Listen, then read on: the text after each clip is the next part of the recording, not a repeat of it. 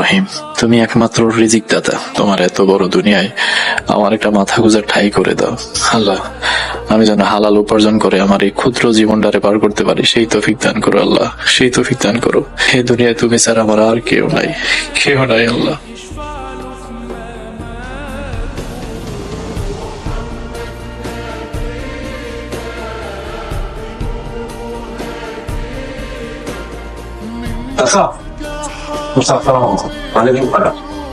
আপনার টাকা রেজাল্ট করে গেছে। আরে তাই তো, এগুলো তো আমার টাকা। তুমি এতগুলো টাকা পাইয়া না নিয়ে আমার ফেরত দিলা। তোমার দেখে তো গরিব মনে হইতাছে।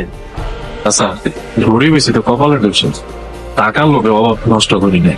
অন্যের টাকা চুরি করে আল্লাহর কাছে অপরাধী হইতে পারো না। বাহ, তুমি তো অনেক সৎ লোক। তুমি যে আমার উপকার করলা, এখন আমি তোমার জন্য কি উপকার করতে পারি কত দিকে? আমার জন্য কিছু করা লাগবে না। নামাজ পড়ে আল্লাহর কাছে আমার লাগে একটু দোয়া করে আমি যাতে একটা ভালো কাম পাই। আজকে 2 দিন হয়ে গেছে চাচা, আমি কিছু খাই নাই। আমার একটা ভালো কামের খুব দরকার। এই কথা, চলো আমার সাথে। আজকে থেকে তুমি আমার আরেক খোলা। তুমি আমার হোটেলে কাম করবা। আমি তোমার মতো একজন বিশ্বস্ত লোক খুঁজতেছি। চলো আমার সাথে, চলো।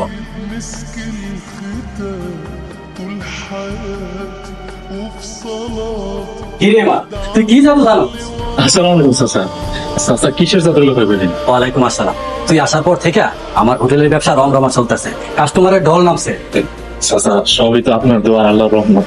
ওরে বাবা, তুই অনেক সৎ। এই যুগের বেশিরভাগ মানুষ খাবারে ভেজাল মিশায়, পুরা তেল দিয়ে রান্না করে। তুই বাজার থেকে টাটকা জিনিস আইনা রান্না করে কাস্টমারদেরকে খাওয়াস। এই জন্যই তো আমার ব্যবসা এখন ভালো চলতেছে। তোর সততায় আল্লাহ আমার ব্যবসায় কত বরকত দিচ্ছে। আচ্ছা, মানুষের ঠকাইতে নাই, আল্লাহর প্রতি পরিপূর্ণ ঈমান রাখলে আল্লাহ নিজেই রহমত দান করেন।